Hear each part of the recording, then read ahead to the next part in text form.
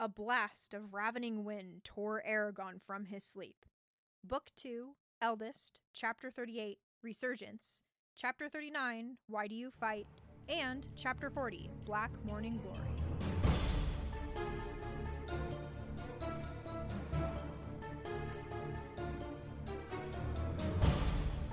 Welcome to Eragon and Back Again, a podcast where we explore Christopher Paolini's inheritance cycle chapter by chapter. I'm Lucy Hart. And I'm Darien Smartt. And I like these chapters. Yeah, woof, these chapters, huh? Yeah. There's a lot. There's a lot. After Naswada, we're like super back into Eragon. Into Eragon and all of his fun stuff. Just what Eragon is doing, yep.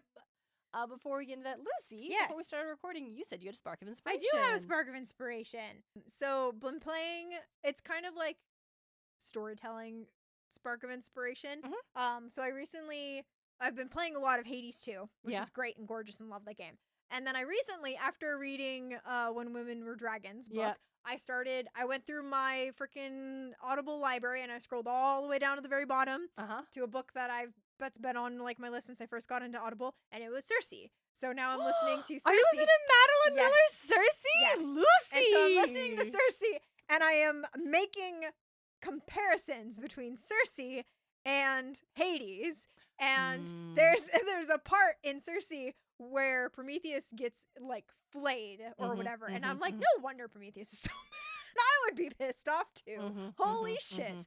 But it's cool to see just the characters from the game in the book and vice versa. It's just very, very, very, very cool. Scylla surprised the fuck out of me. I was like, whoa, what? And then I had to like Google her and be like, whoa, what's this? Yeah. So it just kind of that spark of inspiration of just telling stories is very, very cool. Yeah. So obviously Circe, the novel, and Hades, the video game series, are very, very different mediums and are doing very different things with these characters. Yes. But both are being handled by such strong storytellers that you can tell have a very deep love for these mythic figures. Absolutely. And also a very clear purpose for why they're using these figures to tell this story. Yes. And I think, I'm delighted to. You'll have to keep me posted on your Circe experience. Yes, it's very cool. I started listening to it and I'm like, I should have been listening to this a very long time ago. Well, that's how I felt when I finally got listen, I knew I was gonna like Circe. I never didn't think I wasn't gonna enjoy Circe or Song of Achilles. I know. All right. Yep. It's just sometimes when you know and it's just too much. Yeah. But you are now, and that's what's important. Yeah, it's very good. It's very good. So it's just that, I think it's kind of like what your other podcast kind of goes is like, why do we retell these stories? And just the inspiration from that is what got me really good in both of these mediums. So it's just like, yes, I want to tell stories that is very good as this. Right. Probably won't be as epic because it's hard to beat Greek mythos. Yeah, I mean, it is. It's really hard. It's hard to do that. But it's epics. just, so it's just telling stories that are awesome. Yeah. That's where it goes to. So yeah, that's mine. What about you? I am re-listening to a bunch of Discworld books right now. Oh, I think this should be my spark of inspiration. Yeah, it's as we're recording this, it's just a few days before Christmas. Yep. And I decided I really wanted to listen to The Hogfather. Oh, cool. Which is a fabulous, I think I talked about this Hogfather specifically last year around this time. Okay, yeah. We watched the miniseries. Oh, yeah. But I wanted to listen to Hogfather. I was like, well, I also would like to listen to other of the death books in the Discworld series. So I started one of them, and I'm like, ooh, but now I'm like a week and a half out from Christmas, so maybe I should listen to something else until I get a little bit closer. I'm like, well, I could listen to the City Watch books because those are excellent. Yep. And then I was like, ooh, but you know what? I know the truth takes place in between, and then going postal. Well, and then a Monstrous Regiment also. So I'll just listen to these two, and then I'll get back to the Night Watch, and then I'll get back to. And I'm like, oh, I don't know if I'm gonna make it in time. What a problem to have. But they're all so good. Yeah. Okay, they're not all so good. Yeah. Color of Magic is rough. Yeah. Color of Magic is not very good, actually. But most of the Discworld books are so good. And this bunch especially are my very favorites. And I don't know, enjoy the whimsy of the Discworld books and of how Sir Terry Pratchett wrote. Yeah. being someone who so strongly understood that whimsy does not mean not serious. Yeah. That you can have serious themes and concepts and ideas in a fantastical, rather ridiculous world. Yeah. And it's so good. And I just love listening to it and being like, wait, we got time. Like our good friend Dalton Montgomery has been reading these books since he was in middle school. So I'm so lucky that I can just be like, Dalton, I had a thought. And he's like, yes, I had that thought 15 years ago, but I'm happy to unpack it with you. But yeah, just general spark of inspiration of like, yeah, this is so good. Yeah. And I want to make a thing that other people love and also get this feeling of like, oh, this is so good. It makes me want to make a thing. Yep. So just general spark of inspiration. Discworld books are good, y'all. Yes. Don't start with Color of Magic. Go in the Discworld Emporium and just do the little quiz of which one should you start with. Yeah. And that'll point you in the right direction. Just you're like, oh, it's the series. I should start with the first. No, you should not. Don't start with the first. Nope. Not even if you're going to break it down into the individual. Like, what about the Wizards books? Yeah, no, don't start with Color of Magic. Read these other ones and circle back. Okay, speaking of things that you shouldn't do, Eragon. Eragon. All right, let's jump in. The boy.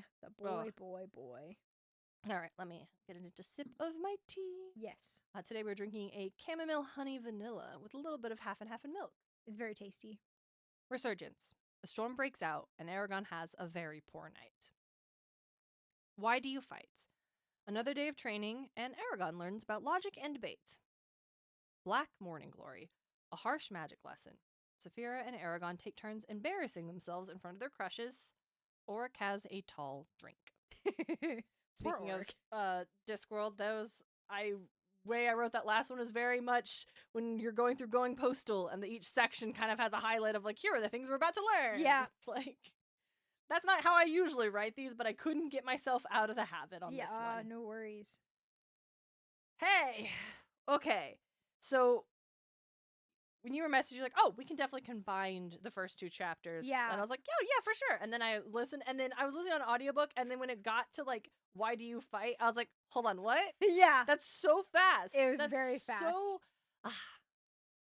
And we talk about this so often as like, oh, is the some chapters are short because we need to focus on this one idea and this one concept, and it's very important. Yeah. Yes, having it, I don't know. It just is clearly like sometimes I'm like, yes, short chapter makes sense for this. Yes. This one I was like, I don't know, man. I don't like it is important because Eragon, that like chronic pain from his injury has flared up, and it hasn't for a very long time. Yeah. Like the last time it happened was when he was traveling with the dwarves. Yeah. This was a really long time ago. Yeah. And like that's like hence the Resurgence title. But it's still just, and it's like one of the worst he has, I think. Mm-hmm. And it's also Saphira. It happens because there's a big storm that hits. And he closes what is that? The membrane to there's like the window. Yeah, the window. He closes the window. And but he doesn't do the study upstairs, so he goes upstairs and there's like pens and papers flying everywhere. So he closes it by himself, and as soon as he closes the window, pain hits him, and he's down and out for the count. And Saphira can't get to him, which is like, I feel like it is a good point of been like if they were in battle and separate, and this happened, he's dead. Yeah. And because Saphira can't get to him, and so it's like in that situation, maybe it's supposed to highlight like, ooh, this is really bad, because if Eragon's ever separated from Saphira and this happens, it's not good. Which is like, yes, the whole situation still sucks. Yeah. It is like underlying the reality of the stakes. Yeah. Right? Eragon wasn't even doing anything particularly. I mean, closing a window during a storm and it's like kind of hard. A lot, but it's still not like what he's gonna be. It's like fighting Galbatorix or anyone else on a battlefield is gonna be way more strenuous, and like this is the stakes. Yes. And again, we talked earlier, like there's nothing recognizing the stakes of like what we're at and what it's like Eragon having this like the physical limitations he's experiencing due to this injury. Like is real. The thing we don't love is when he's described as being useless because of it. Like don't like that. Don't like that. That sucks. He comes to I forgot about this. Saphira gets stuck. Yeah, Saphira gets stuck. She can't get to him because she can't fly up because it's too windy. It's too windy. And the stairwell is too small for her, but she still tries to force her way up there and like demolishes the bottom of the stairway. And Eragon like kind of gets himself down the stairs, and he comes to. She like flicked out her tongue and caught him on the hand with its rough tip. And then she tries to pull back and she can't. What's wrong? I'm stuck. What? And that's so, she's like, don't just sit there grinning like an idiot fox. Help me. Yeah. She's stuck. She's stuck. She was trying so hard to get to him. She got herself completely stuck, which is fair because And destroyed this stairway. Like, and it's scales also have ruined this fine, delicate growing. Everything. And I do like when he's like, at least you did it, not me. The elves might forgive you. Yeah. And I'm like, yeah, that's fair. I also really like the idea of it's easier to go in because of the way her scales lay. When she's trying to back out, they're probably catching, yes, and she can't pull out. So yeah. The chapter's short, but I don't dislike what happens. Yes, this is important, having its own chapter, and then also like the lightening the mood with Saphira's situation, but also like communicating like how deep she cares for Eragon. That she got herself into this situation trying desperately to reach him, but then she still even couldn't. Like you said earlier, like what would happen if they were in battle and she couldn't get to him. Yeah. They don't have to meet Ormus just yet, so he goes back to sleep. And then wakes up the next morning and, reflecting on that sucked. Yeah. They go to the training, head off. And then when the dragons leave, Ormus asks, like, oh, your voice is rougher today, Eragon. Are you sick? And I, had to know, can elves get sick? Yeah, I don't know. Yeah, that's interesting. We don't know their immune system. Yeah, I would almost believe no, just because elves are the best. Yes, like elves are perfect, and they never get sick. They never get the cold or the flu. Yeah, or if they do, I wonder if they have like a spell to be like, and away it goes, kind of. There's some like draw. Yeah, I don't know. Or they maybe a potion or something. Because the thing is, like, if Eragon is sick, then he would have to have caught that from someone else, which suggests that if he could be sick, then elves can get sick. Yeah. Because otherwise there's no way Eragon could be sick. He's only been around elves for so long. Yeah. But also, like, seasonal allergies exist. So he's got a bad cough from living in a tree. There you go. I don't know. But no, it's his back. Yep, his back hurt him. And he was probably screaming. Oh, yeah, that's what he says. Like, he screams and it instantly, like, causes his voice to become hoarse. It's not fun. They're gonna do some sparring. Haven't done this in a while. Which is, Eragon's not looking forward to it because his back just pained him so much. And he's he wakes up and he's, like, cramped up. Yeah, he clenches in on himself. So there's also that. It also says when he wakes up, he's sore from his attack, and then he's sore from the Rimgar from the poses he did. Yeah. And then his throat hurts and he's like, the last thing he wants to do is spar, but guess what? You gotta spar. He can't land a single blow on Ormus because he's an elf. Of course not. Yes, because they're perfect. Sorry. Yeah. Every time they mention that, I roll my eyes so hard. I'm like, of course, they're just perfect. Anyway. Like, yeah, elves are great. Okay, whatever. So, although then Eragon does a underhanded thing. Yes. About 20 minutes into their sparring, Ormus has faltered, his narrow features clamped in a brief grimace. Eragon recognized the symptoms of Ormus's mysterious illness and lashed out with Zarak.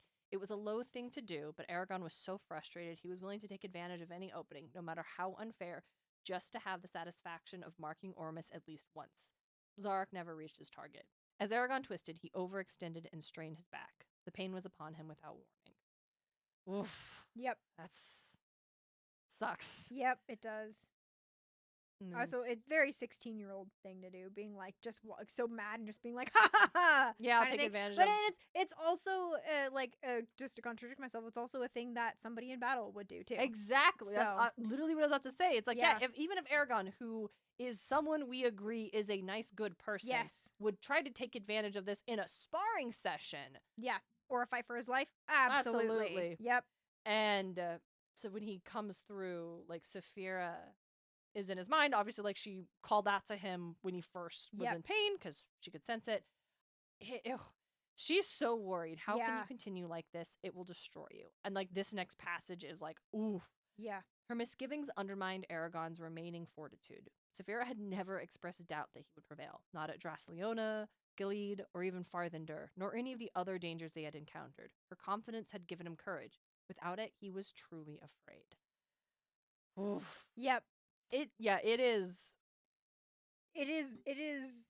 I think that's really serves to communicate to us, the reader, how deeply serious this is. Yes, yeah, for sure. Mhm. I also like the way Christopher Paolini's choice. I don't know what it looks like in your book, but it's like the worst part was that he could do nothing to end his suffering but wait and wait. Yes, yeah. And there's it's like but wait ...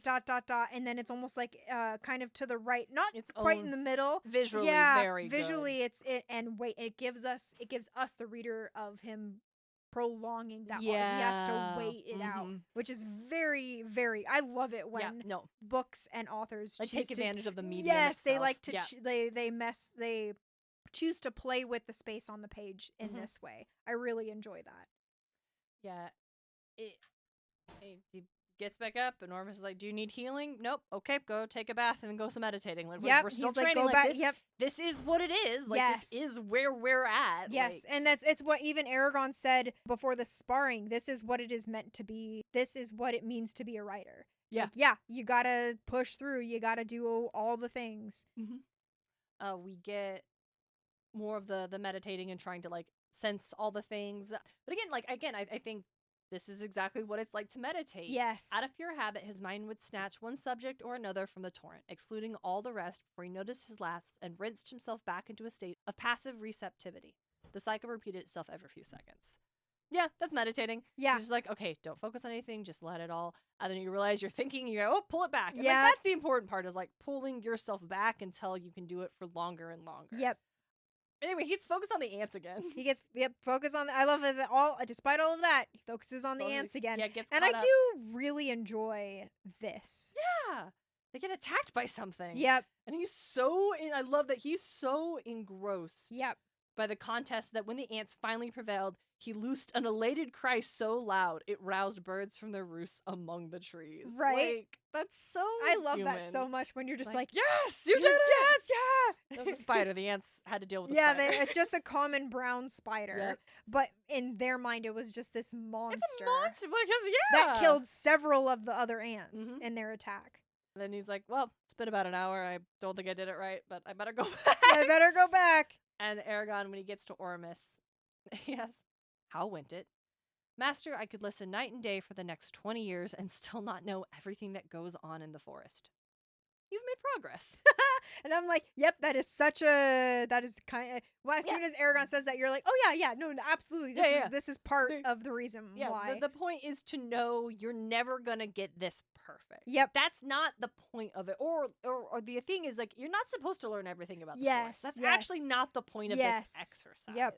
And we find out what is the point of the exercise. What is the point? Which I really like, because I think, like, I also like the fact that he does ask him, but he also is like, he kind of helps Eragon come to the conclusion as well. I think he does spell it out a little bit, but he helps. He nudges him. Yes, he wants Eragon to do the critical thinking it takes for him to understand it. Because you can tell somebody something, that doesn't mean they're going to understand it. So he wants Eragon to come to the logical conclusion as to why he is doing this. Yes. Which I appreciate. That over Brahm, which was nothing. Well, but even what he says is that, like, Brahm was in a very different situation. Yes, and I like they mentioned that. I don't care. I did listen to a couple of chapters that I can't remember if they mentioned that in this chapter, but it's this one. Yeah, they do mention. He mentions that the situation, as you were saying, is so different. So yes, essentially, what Ormus helps Eragon realize is that the reason he's doing this meditation of where you're supposed to just pay attention to everything that's going on in the woods is because that's something Eragon should be doing at all times. Yep. Eragon needs to have his senses out at all times. Yeah. Because that is how he's going to detect if there's a malicious magic user who wishes him ill. Yep. Like, in the vicinity. Because they'll be able to, he's like, well, won't they notice? He's like, yeah. And then they'll shy it away. And that's how you know who they are. Like, Eragon's like, wait, that feels really intrusive to everyone else. Brahm told me I was never supposed to do something like that. It's like, well, yes. Yeah. That is actually what Eragon is learning now is such high-level advanced dragon rider tech. Yes. Like, Ormus says, like, we would never teach this to anyone that might use it for ill. Yes. But it's a thing that any writer could do. Yes. So first thing you learn is don't ever do that. Yeah. You don't do that. That's not right. Yeah. And if the pupil is like, yep, absolutely understood, I would never use that for ill, and they don't, yeah, then they get to learn how to use it for this. But also, once upon a time, most writers probably didn't have to worry about that. Yeah. There were lots of them, and they weren't constantly being targeted, and the Allegasia was relatively safer and more secure. Yep.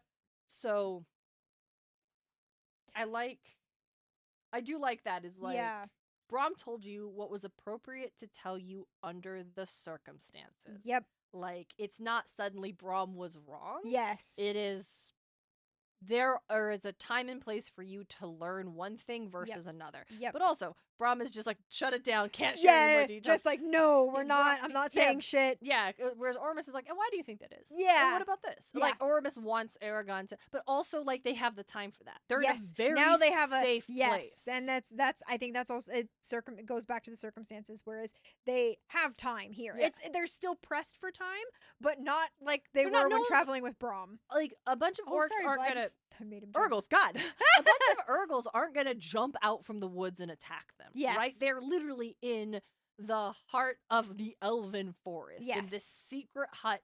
Like, they are totally safe here. And so they have the time for Ormus to be able to answer questions and help Eragon and guide him on this thing.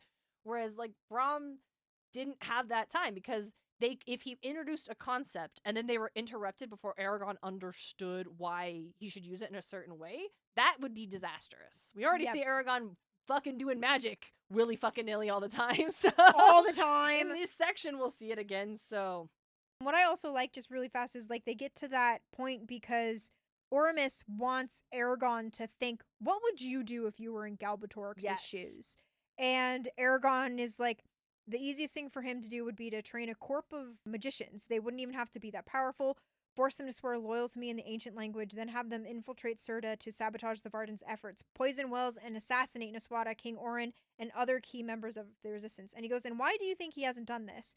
He goes, because hasn't done this yet. Circe was negligible. There we go. Interest to him, and because the Varden have dwelled in the Farthendur for decades, where they were able to examine every newcomer's mind for duplicity, which they can't do in Circe.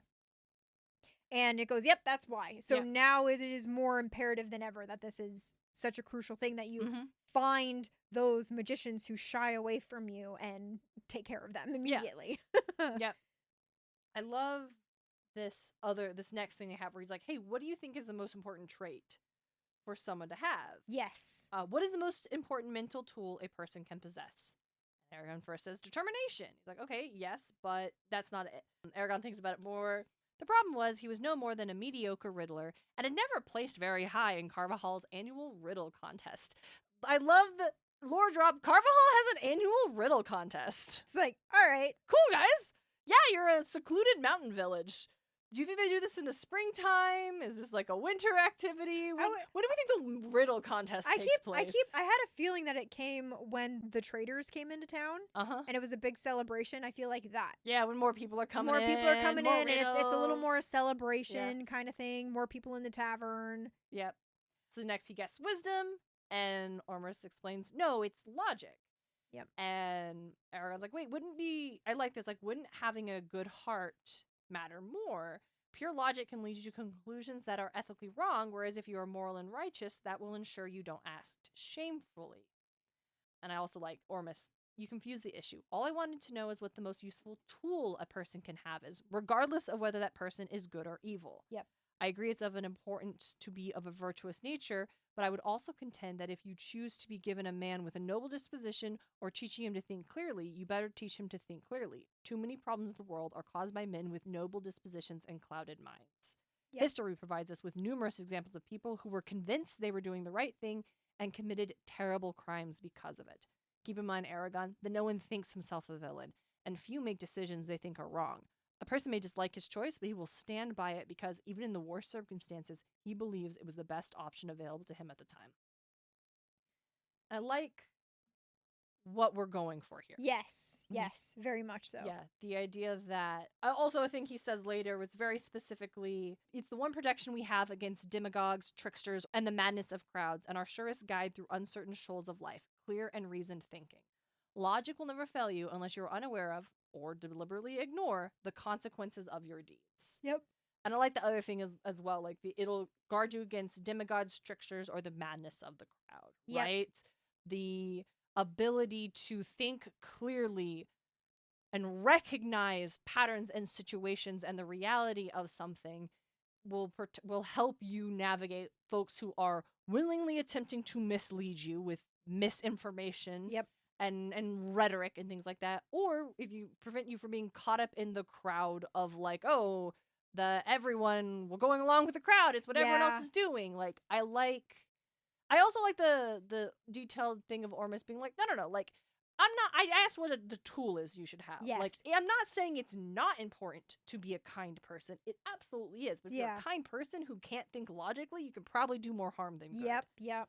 Because it can be very easy to fall into, I feel like, a very common mindset of, well, it's more important to think logical than like care about people. Like that's illogical to care about people. Absolutely. Like, it's not. It's like, I like this idea that logic is a tool. It should not be your way of being. Yes, I like it too. Yep, very much so. And so how do you intend to teach me this logic? By the oldest and most effective method, debating. For example, why do you fight the Empire? As I said before, to help those who suffer from Galbatorix's rule and, to a lesser extent, for personal vengeance. Then you fight for humanitarian reasons. What do you mean? That you fight to help the people who Galbatorix has harmed and to stop him from hurting any more. Exactly. Ah, but answer me this, my young writer. Won't your war with Galbatorix cause more pain than it will ever prevent? The majority of people in the Empire live normal, productive lives, untouched by their king's madness.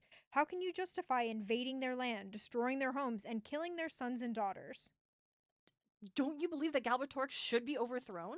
That is not the question. You must believe it, though. Look what he did to the writers. Have I upset you?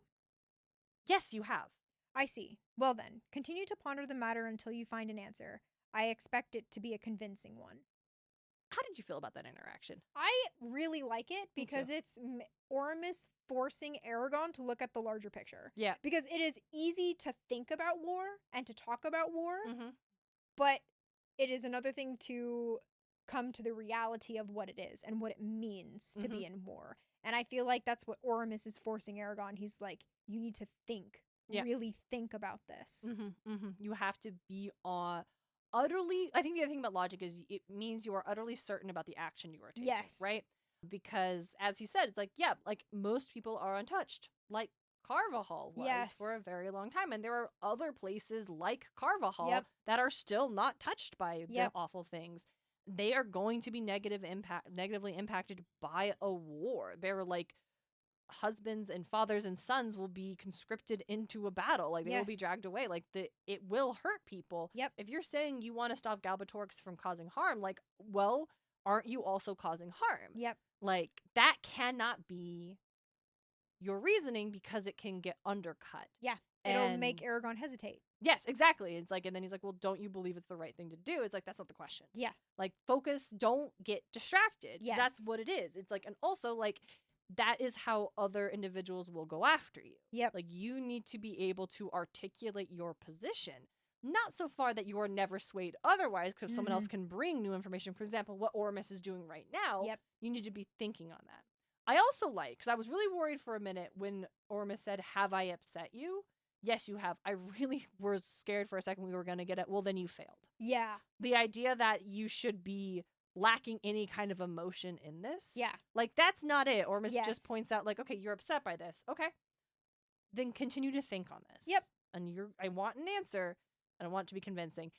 The fact that Eragon is upset is not something he's criticizing him for, and not something he's like, oh, well, you failed. Because my brother does this, sorry. Where it's like, oh, well, he's very much of the line of thinking where it's like, oh, if you get upset during an argument, you lose. Like, if you get emotional during something, you instantly lose. Like, emotion is somehow a signal that you are less intelligent, less logical, weaker than. It's not a good way to be, I think, because it ignores the fact that someone who cares about a situation should not be asked to be impassive or not affected by it. And I like that Ormus doesn't criticize Eragon for being upset. That's not the point. He's like, okay, keep thinking about it and give me an answer. And I think, like, that's really healthy, too, because he doesn't tell Eragon to, like, get over it or, like, hide those emotions or whatever. Yeah. It's basically like one of those, like, I feel like it's a age-old thing where if you get in an argument with somebody, it's good to step away Yes. and cool down or think mhm. about it before coming back, before you say something hurtful that you don't mean. Yeah. And so that's what I like about this is he's like, okay, like, we'll come back to this. Yeah. I want to hear your thought after you've, like, Yes, let 'cause things that's not settle and think. helpful. Yes. Yes, like, and again, me saying like, oh, well, you're upset about it, you lose. It also doesn't mean that because you're upset, you are justified in saying or doing anything because you have been made upset. That's also not it either. Yeah. It is like, okay, doesn't caring about something to the point where you get upset about it doesn't mean you don't care or don't deserve to be able to be in a conversation about it. But it does. There are times and places where, as you said, you should step back, and it is good to step back and recenter yourself so your body isn't running on that like fight or flight, like adrenaline. Yes, absolutely. Like, I'm in a life or death situation when perhaps you're not. Yep. Where the brain is like, but you're like, you're just, we're good. It'll be okay. We gotta. Yeah, it can be hard, but I largely like this interaction. I do too. Back and forth. I do too, very much so.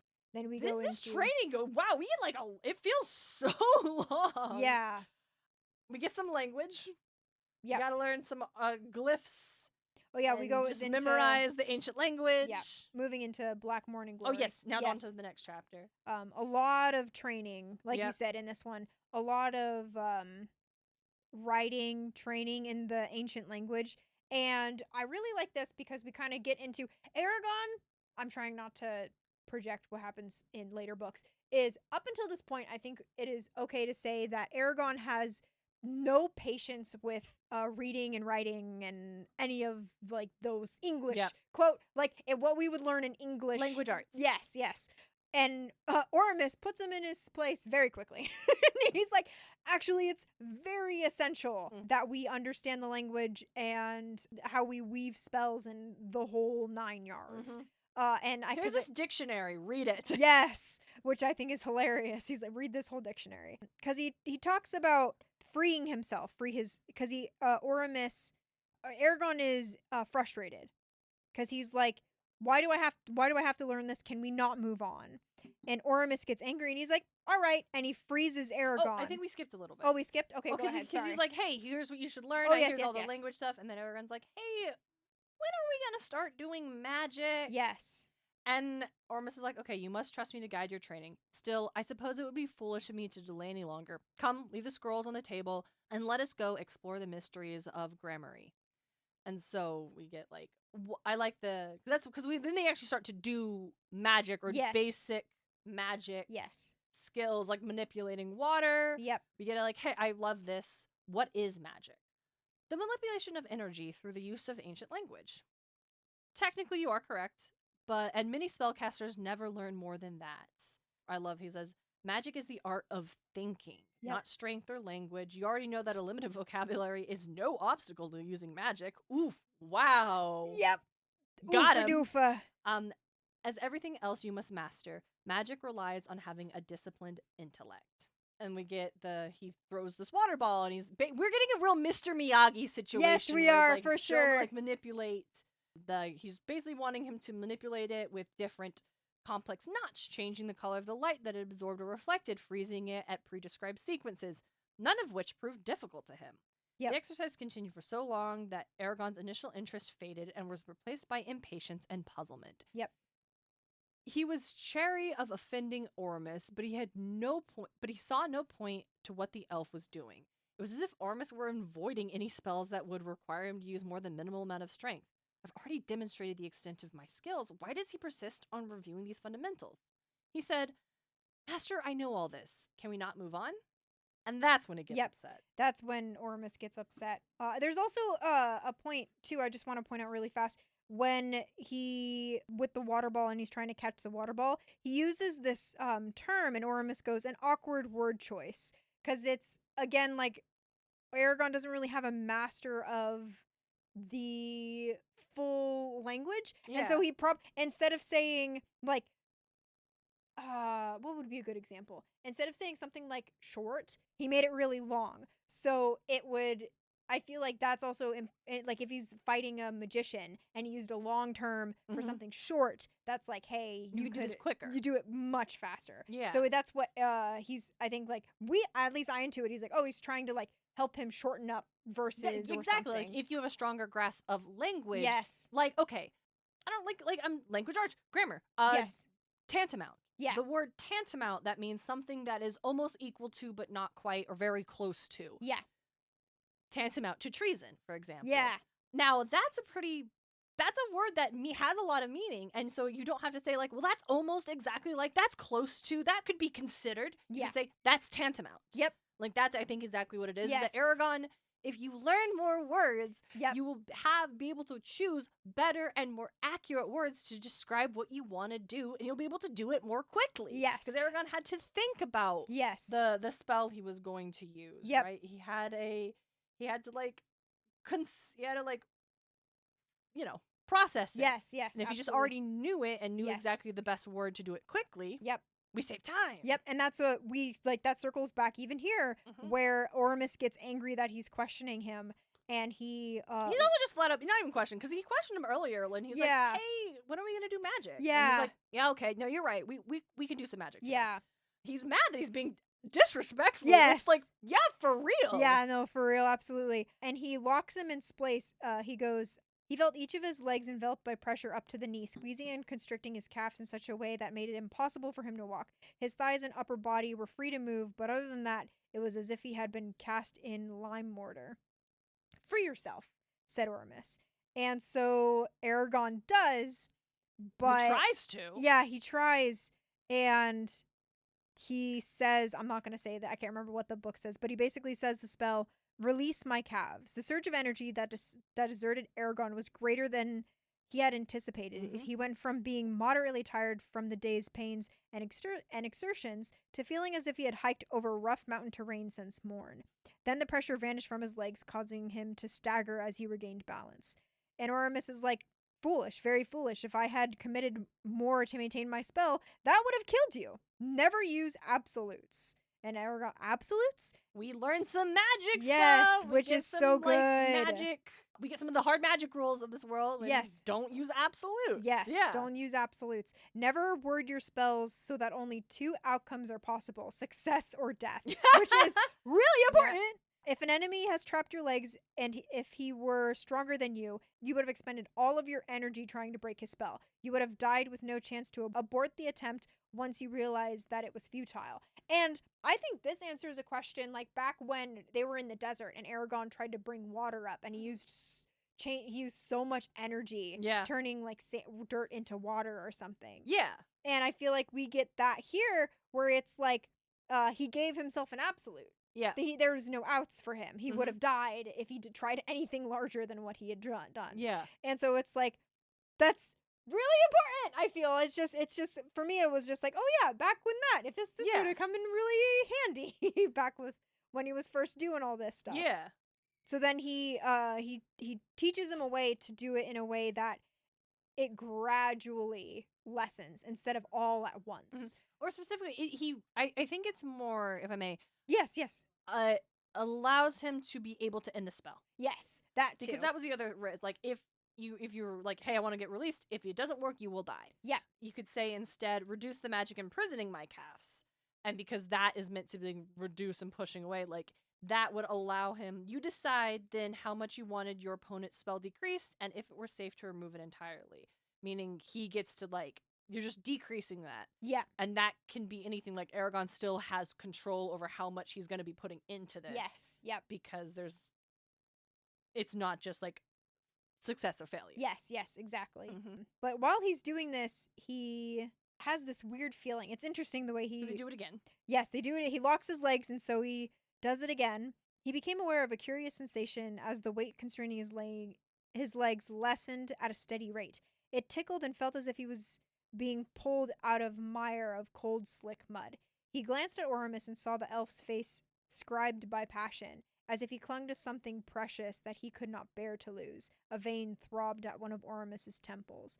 And that's when, like, once Eragon's arcane fetters ceased to exist, Oramus recoiled as if he had been pricked by a wasp, and stood with his gaze fixed on his 2 hands, his thin chest heaving. And it kind of, Eragon kind of realizes what Oramus had said kind of when, I think that when they were first talking about when Oramus was explaining like his when almost Orc like is seizures. Why? Yeah, well, Orc's like, hey, why the hell have you not been out here fighting with us? And Yes. it's like Gladier's missing one of his legs. Yes. I too have Ailment? yeah. Disability? Yeah. Yeah. Yeah. Yeah. But his is literally mental. Yes. That he can't channel strong spells. Yeah. His magic is really limited. Yes. And Eragon, once he kind of realizes this, Eragon goes to Oramus, knelt and bowed in the fashion of the dwarves, pressing his bruised forehead against the ground. Ebrethil, I beg your pardon. And they just kind of stay like that until Yep. the dragons come back. Yep. It's like, okay, we'll begin anew tomorrow with this and other subjects. He also assigns him to just only speak in the ancient language. Yes, even which to is Saphira. important. You gotta practice. Yeah, that's how you practice. It's like it's like one of the best ways to learn a language is to immerse yourself in that language. So for sure. Earlier, he talks about how Eragon says, "I'm doing my best." He's like, "No, you're not. I bet if you had another student, yes, you would have to compete with someone, and I bet we could see what your best would actually look Yep. like." So he says, "I'm gonna get another elf to accompany you. He will take you to where those of Elismere practice swordplay. Stay for an hour, then continue on as normal." So we're gonna meet someone else. Yep, we're gonna get brought into this loop. I'm sure that'll go great. That's gonna be fun. That's gonna be real great. And he's like, "Wait, why can't I train with you?" He's like, "Because I don't appreciate beginning the day with Alarum and conflict." Which I love. Yeah, he's like, "I don't want to start my day off with fighting. Yep. That's not what I like to do." Yep. And because it would be good for you to become acquainted with others who live here. I am not representative of my race, but enough of that. Look, they approach. The dragons get here. They quiz each other. Yep. They do a lot better this time. They do a lot better this time. They stayed in contact. I think it mentions earlier that she's learning about fireweed, which helps with her digestion. Excellent. And then, when Gladier is walking past, Saphira nips his tail. Yep. And tosses it. Yep. In the air. Gladier whips around and snaps at her. Yep. And everyone's like, ooh. Yeah. What I like is she recoiled as Gladier twisted around and snapped at her neck, exposing his enormous fangs. And that would be like, oh yeah, he's giant. Those are probably as long as Eragon's arm. Yep. And then he roars. Sharp. Yep. The speed and intensity of Gladier's response suggested to Eragon that this was not the first time Saphira had annoyed him throughout the day. Yep. Instead of remorse, Eragon detected an excited playfulness about her, like a child with a new toy, and a near blind devotion to the other dragon. And even Oramus is like, "Contain yourself, Saphira." And they send him away, and Eragon's like, "Hey, what possessed you to bite him?" I was only playing. Yes, and at what game? You forget your duty by... Oh, they're also speaking the ancient language? Yes. And he can't find the right word, so he just switches back to his first language? Yep. By provoking Gladier, you distract him, Oramus, and me, and hinder what we must accomplish. You've never been so thoughtless before. Do not presume to be my conscience. Oh, rich irony that. After the times you've told me what to do, I am your conscience, Saphira, as much as you are mine. You've had good reason to chastise me and warn me in the past, and now I must do the same for you. Stop pestering Gladier with your attentions. Saphira? I hear you. I hope so. And it's like, I'm like, he's got a point. Yeah. He's got a point with all of the admonstrations Yep. that she's done to Eragon, and she gets all mad that he does it to her. Well, it's like, not fun when you're the one that your friend has to be like, "Stop it off, you're embarrassing yourself." Stop it. Yes, exactly. It's not fun when you're the one getting caught Yes. out. But what I like, it's also, I appreciate this, and like, they don't get all huffy and they stop talking to each other, which can changes the topic. Yeah, she changes the topic, but it's also it's a lot of in like, this isn't like a romance between characters, obviously. Yeah. But I hate, that's my least favorite trope, is when communication breaks down and they get all huffy and then they stop talking to each other. It's like, oh my gosh, you guys, like, they're just trying to help. So in this case, it's like, no, they move on and they continue their conversation, and like, they're not holding grudges, which I just really appreciate. So it's like, yes, thank you. She shakes on him after the 2 seizures he's had. He tells her about the logic thing, and Oramus asking him about like, how could he justify fighting the Empire when it would cause so much grief and agony. And Saphira has an answer. Yeah. The Galbatorix says, no, I won't tell you. You should figure this one out for yourself. He gets so, Saphira, be reasonable. He's all mad. I am. If you don't know why what we do is the right thing, you might as well surrender to Galbatorix for all the good you'll do. Damn. That's, yeah, fair enough. Mm-hmm. She's like, no, I'm not gonna. But also, I think it's so interesting. I guess she must have what is the right answer, because I would almost love to hear what Saphira's answer is, and for him to present it to Ormus and him be like, no. And Saphira has to participate in this logic game, but because she doesn't tell him, Yeah. like. But I guess like the matter of it is, Eragon didn't have an answer. Yeah. He's just like, well, don't you think this is the right thing to do? He's like, that's not the question. Yeah. Like, so if Eragon had been like, here's my answer, and Ormus had been able to push back and dismantle it, it'd be one thing, but Eragon didn't even have an answer to the question for him to try to defend. So I see why Saphira's like, no, I'm not going to give you an answer. You don't even have your own. Yes, absolutely. Arya rolls up again. Arya shows up. Yep, once they're back. I like they call it a eyrie. Once they're back in their eyrie, Arya shows up and brings them to the gardens, which are very beautiful. Yeah. We also learned that there are only 2 elf children right now. Yes. Only 2 in Elismera, Dunson and Alana. We treasure children above all else because they are so rare.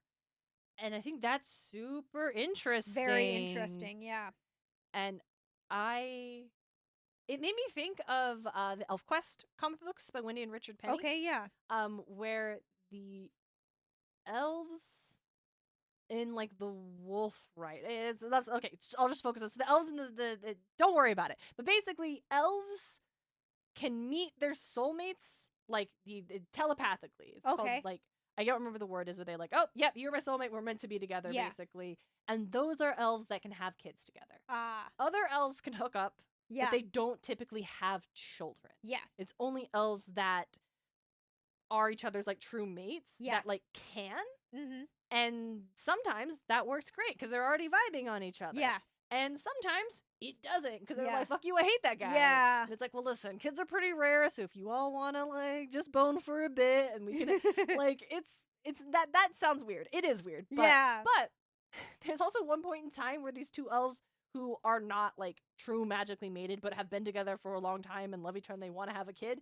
They just enlist the help of like their magic healer friend to help with the pregnancy part. Oh, interesting. ElfQuest is weird.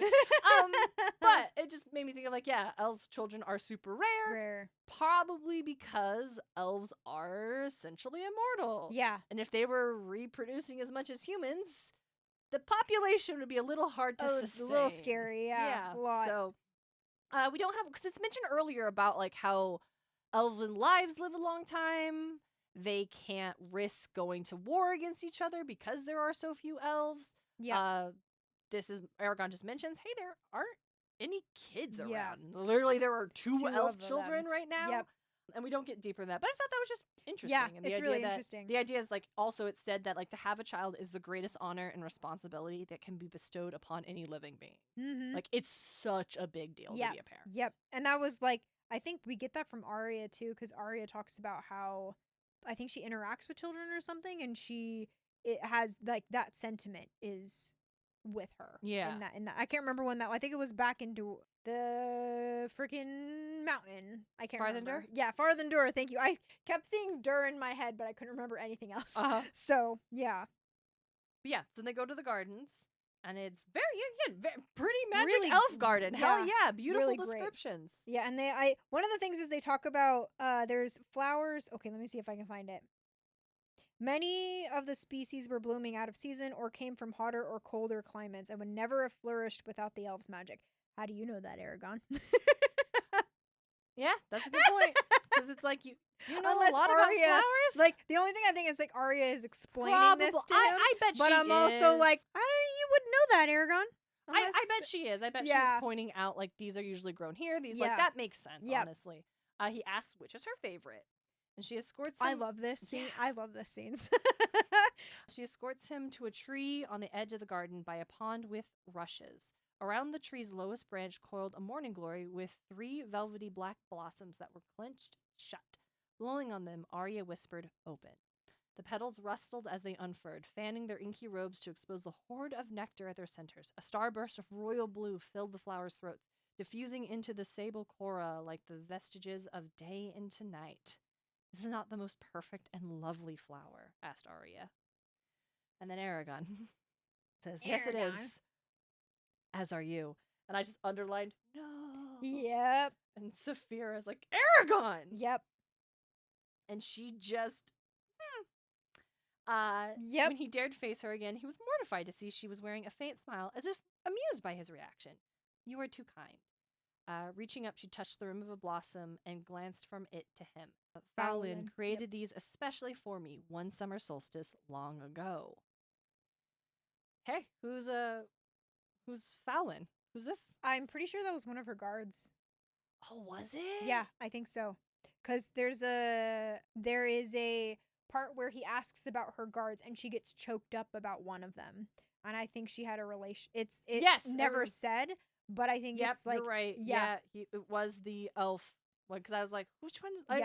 She had two guards. And that's right. One of them I was like, we're supposed to know who that is. Yes, we are. It kind of leans that they had some kind of relationship or was like leaning towards something a little more than friendship. We could essentially say, her dead boyfriend made this flower for her, Eragon. And he's like, oh, you're beautiful. And she's like, yes, my ex made it. Or like, my boyfriend made it for me. Yeah. My boyfriend who died made this for me. My deceased lover made this for me. Yes, exactly. And he's also offended she did not take his compliment more seriously. You dick. Like, you asshole. Mm-hmm. And he's embarrassed. He's like, we're gonna leave. But he has the audacity to be like, oh, will we see you tomorrow? I think I shall be busy tomorrow. Fair. Yeah, I'm sorry, Eragon. Do you not remember the lesson at the murder tree? Did you forget the story she told you at the murder tree? She keeps turning you down. Pretty upfront about, like, here are the parameters of our relationship. I would like you to respect that. And you just keep saying no. Yep. Like, and Saphira is yeah, she is. And he's like, this whole conversation, he's really much like, but I want to be with her. Mm-hmm. And she's like, shall we fuck off. Yeah. Do you want to be Saphira? I could be Saphira. Okay. Stop daydreaming and get on my back. She's so embarrassed. She's like, we're leaving. Yes. Yeah, they're walking away and she goes, how can you criticize my behavior with Glader and then go and do something like that? What were you thinking? You know how I feel about her. Pah! And if you were my conscience, then I am yours. Then it is my duty to tell you when you're acting like a deluded Popinjay. You're not using logic like Oramus keeps telling us to do. What do you really expect to happen between you and Arya? She's a princess. And I'm a writer. She's an elf. You're a human. I look more like an elf every day. Eragon, she's over 100 years old. I'll live as long as her or any elf. Ah, but you haven't yet, and that's the problem. You can't overcome such a vast difference. She's a grown woman with a century of experience, while you're... What? What am I? A child? Is that what you mean?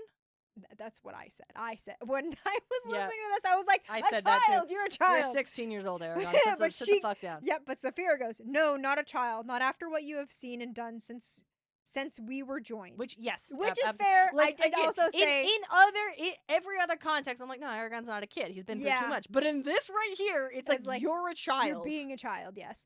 But you are young, even by the reckoning of your short-lived race. Much less by that of dwarves, dragons, and elves. As are you. I'm just trying to protect you, Eragon. That's all. I want you to be happy, and I'm afraid you won't be if you insist on pursuing Arya. Which is true. Yeah, and you know what? Also, you know who else won't be happy? Arya. Arya won't be happy. Like, it sucks. You're like, hey, I want to be friends. Yeah. And you keep hitting on me, and that sucks. It's really awkward. Like, Please stop. Like, been clear. It's like, she's like, oh, I guess I can't come hang out with you anymore because you're clearly, like, not getting it. Yep. Like, fuck you. Mm-hmm. Absolutely. Yeah. It's really frustrating. Because Eragon asked her, like, hey, he asked for information about her. Which flower is your favorite? And she actually shows him. Yes. Like, she never does that. She never answers questions about herself or shares. Like, she's been sharing more. She's been answering. She's been opening up to him. And he just completely disrespects the boundaries she's been trying to set on, like, her comfort level and what their relationship, like, parameters are. And he just doesn't care about that. No. And all he cares about is, I want to be with her. Yeah, and he's like, oh, I'm she's a writer. like amused. She didn't take me seriously. And I'm like, you made her uncomfortable Yep. and annoyed her. Yep. Because she literally said outright, this is not going to happen. Yes. But we can be friends and I'd love to show you around. And Yep. it, like, you could have been like, what makes it your favorite flower? It's Yep. beautiful. I've never seen anything like that before. And she would have opened up more Yeah. about who made it for. But you fucking ruined it because you're being selfish. Yeah. Because you are a child. Yes. Like, you were 16 years old and you can't see farther than your fucking nose in this matter. Yep. And it's so annoying. Yeah. And it's like supposed to be. I do appreciate Yeah. that like Saphira is constantly calling him out on this. That like Yes. it is not framed as if Eragon is right for doing this, or that Saphira or Arya or Saphira are like in the wrong. Like Yeah. I am annoyed, but like insofar that I feel like this is how I'm supposed to react. Yeah. I'm supposed, and yes, early on, the very like in the last book, we would react rather viscerally Yeah. to any little thing. It's like, ladies, that feels like an overreaction. It's like, yes, it is. Yes, it is to this little thing, but it's because we're here. We're here in the garden Yeah. where Eragon pulls this shit. That's where we're living. Yes. So, It's also what I like too is it's still very real, right? Like it's believable that this is how Eragon would react to this. It's believable that Eragon would think this, and it's real that Saphira's like, my dude, you need to stop. you need to stop. Yeah, it's very good, even if I Yes, disagree with it. It's all viscerally uncomfortable because the secondhand embarrassment. Yes, yes. And then they go back to their place. Oh, hey, do you remember who's here? Yep. Do It's you remember? Auric. It's Auric. Poor Auric. I feel so bad for him. Auric. He's drunk. Super drunk. This is like He there's made- nothing for him to do. Yeah, literally nothing for him to do. He came up all that way. Came all that way, and Eragon is feeling guilty because he goes, yeah, he did. He had He's like, I forgotten haven't the dwarf seen you around. He has not come to visit Auric at all. once How long they've been since here. they left And he with does. Auric. He, since like they- you said, he had forgotten. Yep. He's like, I'm sorry, but my studies have kept me busy. Not so busy you couldn't go out with Arya the last couple nights. Yeah. You didn't even think about like. Didn't even think about it. Should we invite Auric? Where's Auric? Like, yeah.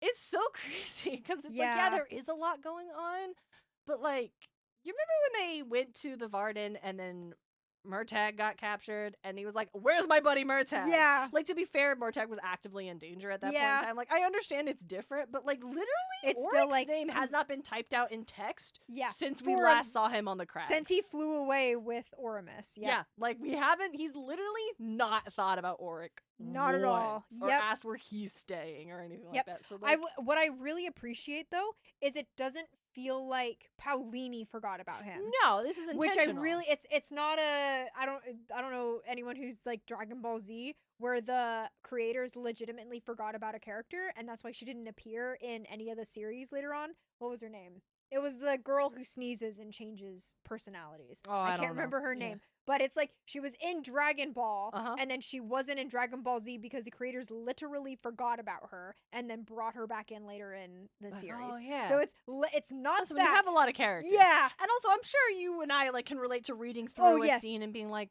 "Wait, this character was here," and then they're just not in Not the scene there. anymore Yes, because yes. you just kind of forgot. So they yeah, were there. so it's I appreciate the fact that it's literally it doesn't feel like an author's mistake. It Yeah. literally feels like a character's mistake. yeah, And I characters. love that. Yeah, and then when like Eragon's like he has been busy. Like Yes. for one thing, for him not to have gone out of his way to like have seen Auric because all the things Yeah. going on, but literally he doesn't even ask Arya where Auric is. Yeah, staying. and it's my big thing too is I'm like he literally did discover that he wasn't alone, and that wiped his brain off of everything Yeah. else. But so like it's when like you got he's back fair. that night and rested and could have literally like been been like like oh, I'm ask gonna go anybody see- like or ask like have you been to visit Auric? Like is Yeah. he doing well? Like he hasn't. He totally doesn't- forgot yeah, about him. he Like totally forgot about and him. Auric's drunk because he's having a bad time. He's and having a Elven bad time. alcohol is real top, real nice. real nice. I like when he gives Eragon a drink and then Orc gets disappointed because he drank some and now there's not as much. Mhm. Saphira's like, hey, this isn't like you. Like, what's up? He's like, I'm just having a bad time, basically. He's like, well, have you new skills and hobbies you might occupy yourself with? Yeah. I'm fair enough smith to be any who'd care to judge, but why should I craft bright arms and armor for those who treasure them not? I'm useless here, as useless as a three-legged feldus. Because, yeah, like, he could craft, he could be doing stuff, and I'm sure the elves would be, like, weird about it. And so they Yeah. wouldn't want to give him stuff, or, yeah, fair. Yeah. It kind of Weren't the elves like laughing at him and the other dwarves when they first Yeah. met? Like, yeah. He's like, I'm not gonna do that. Like, screw Yeah. them. And I'm like, that's fair. We find out he's engaged. Yes. And I love that because Saphira asks, like, are you married? Yeah. And Eragon's like, I've never asked him about his personal life. And I'm you like, ask Eragon! Arya all the time. But Oryx's your BFF and you're but not here's the thing. Ugh. Oryx is ride or die. Yes. Oryx recognizes that I'm Eragon's friend. Yes. I don't think Eragon sees Oryx that way. No. Like, we're always like, because he forgot about him, because he Yes. never asked about him. Yep. Like, meanwhile, we recognize that Oryx is ride or die. He's there Yes. for you. He's got you back. You can rely on this guy. But Eragon is not a friend to Oryx. Yep. I'm just going to say it right now. Yeah. I don't think Eragon's a friend to Oryx. No. Mhm. It's like, or they were until something new shiny came along, which is awful to say, but that's literally how kind it of what it felt. is. It's kind Yep. of felt. He's not married, but he's promised to fair Hevdra, daughter of Thorgan One-Eyed and Himingala. We were to be wed this spring, but the Urgles attacked and Hrothgar sent me on this accursed trip. Oh, man! Yeah. He was supposed to get married while they were traveling, probably. Yeah, That was probably when his wedding was supposed Yep. to take place. And he talks about like how beautiful she is. Also, Mm-hmm. uh, Oh, Eragon, related? yeah, like distantly. Distantly Like related? the clan, they're part of the same clan. What does Clan. he say? She's the granddaughter of mine aunt, Hrothgar's cousin, twice removed. Yep. So yes, but like, But it doesn't sound like by blood. yeah, granddaughter of his aunt, who's Hrothgar's cousin. Yeah. So, yes, And it could be like aunt by marriage, like not blood related. yeah, cousin twice removed. Yeah. Which So- is like yeah, yes, they are related, but like not by blood. not so much that I'm like. So and less also weird. They might be related by blood, but it's like incredibly distant. Distant, yeah. Like I'm not gonna think. And it's too much also about it. like this is we're putting human on Dwarven, and it could Yeah. be something entirely It's like different. not like So they're it's like- cousins. yes, yes. And It's I not think like even they're that cousins. would be too close. Yeah. Like, we're related, but like this far, it's Yeah. fine. Because this comes up because Eragon gets a little drunk and then tells Oryx everything about his Yeah. training and also about the botched blessing and then also about what he just said to Yeah. Arya. And he's like, "Don't tempt fate, Arya." Ah, it's too late for this. Who am I to say what was wisdom and what ain't? Yep. And then Oryx crashes at their place. Yeah. And I do like that because Aragon's like, you can't go down those stairs Yeah, in this man, but state. you can't in the drive. dark. You can't Yeah, drive in you this gotta state. drive. Give me the keys. Give me your keys. So he crashes and just, thinks, mutters his fiance's name in his sleep. Over and over. Yep. Over and over. And it's just like, again. oh, It's poor Oryx. man. Yeah. Eragon, maybe you should hang out with Oryx more. Yeah, maybe you should spend more time for your freaking friend, Yeah. my guy. This poor guy is This so poor alone, guy. surrounded by elves who Yeah. know who are like actually tormenting him or Yeah. not. He's like, what would you call giants? He's like, well, giants don't exist. They'd call me Eragon. He's like, no, they call you dwarf. Yeah. That's what it feels like to be a dwarf surrounded by humans and elves. They're Yep. just giants everywhere. Yes. Yep. I thought that was, we're just not really thinking It's about. just out of you feel out of place, and you're like, man, it makes me miss home and my fiance. Yeah. I was supposed to get married and now I'm here with you and you forgot I existed. Yeah, and it's like I feel like it sounded kind of like that they were betrothed, like it was a setup marriage, but it also sounds like he really truly cares about well, he her. says I'm promised. Yeah, to." he's and promised so I to. think that sounds like they're betrothed. Like, Yeah, they're yeah. not like because betrothal doesn't just mean when you were children your parents made this agreement. Yeah. Like he's engaged to her. Yes, for sure. And So- so I just it truly cares. Oh, Eragon. Maybe that chapter will be a reality check and we'll get. Who am I kidding? Who am I kidding? Let's be optimistic, but who am I kidding? Yeah, fair enough. I would like to propose the writing takeaway for this chapter Yes. is something along the lines of people embarrass themselves all the time. Your characters should probably do the same. Yes, yes. No Mary Sue's here, please, Mhm. where they can't do anything wrong. Yeah, like they should mess up and then feel the feelings about, oh, that was bad. Yep, yep. And then for the quest, I would love to hear about your favorite flowers. Ooh, Dear listeners. Yes. I honestly don't know if I have one. I do. Let me double check that it's the right one that I'm thinking. I've never been super big into flowers, unfortunately. I really like hyacinths. Hyacinths, yes. These ones. Yes. Yeah, I like all the bright colors. I like the little flowers all on the one stalk together. Yeah. Yeah. I'm a fan of hyacinths and snapdragons. Snapdragons, yeah. Literally don't have one, I don't think. I'm like sunflowers are okay, Yeah. lilies are cool. There's these like the bluebells, I think. Mm-hmm. Those are kind of cool. Tulips are pretty cool. But I'm not like a super big fan. Yeah. But dear listeners, let us know if you're a big fan of let flowers. us know. Also, if you're into like the secret language of flowers, and that's why you like certain flowers. Oh, yes. Like, I'd love to hear about that. Secret language of flower. Well, that's in something. What is that in? That's a thing. Yeah. It's in, I think it's in the Grishaverse. Probably. With by Lee Bardugo, who did the Six of Crows in those series. Pretty sure there's like this, they have to learn the flower language or something, I can't remember. It's in a book series that like is keen on the main character's training or some shit. I can't remember exactly, but very interesting, very interesting. But yeah, I'm always a fan of flowers. Yep. Okay, shout out to listener comments. Yes. So, from the at the time of recording, the most recent episode that has released. Yeah. Where I remarked that Medea in Hades 2 would be a poison-type dragon trainer with Gumi as her ace. Yes. Yet Gumi's not a dragon, a poison. Sorry, What? Gumi is a dragon, not a poison type. Oh, Canada 122 let us know that there are only 3 poison dragon Pokemon.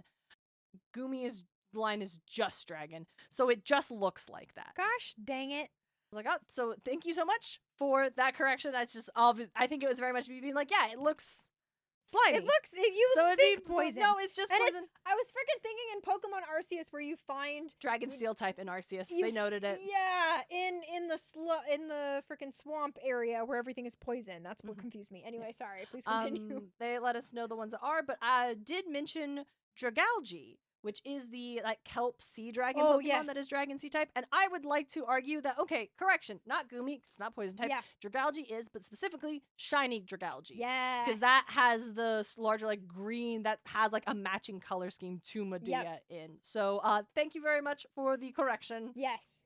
Oops. Shout out from Kiki way back early in the season where we talked about like what are your favorite Fae stories. Yeah. Character limit test go. 3 Fae stories I love, other than Celtic stories, which I adore, are D&D, Tinkerbell, and Supernatural. Nice. I love the Fae realm in D&D. It's so fun and terrifying and truly encapsulates, quote, the Fae. Tinkerbell isn't necessarily Fae, yet the idea of a baby's first laugh creating fairies has stuck with me since childhood, especially now as a child care provider. And for my Supernatural family, I'll just leave you with, fight the fairies! You fight those fairies! And yes. Very good. Comment from Allie about episode 61, and they would like to put forth that Rowan and Katrina totally banged.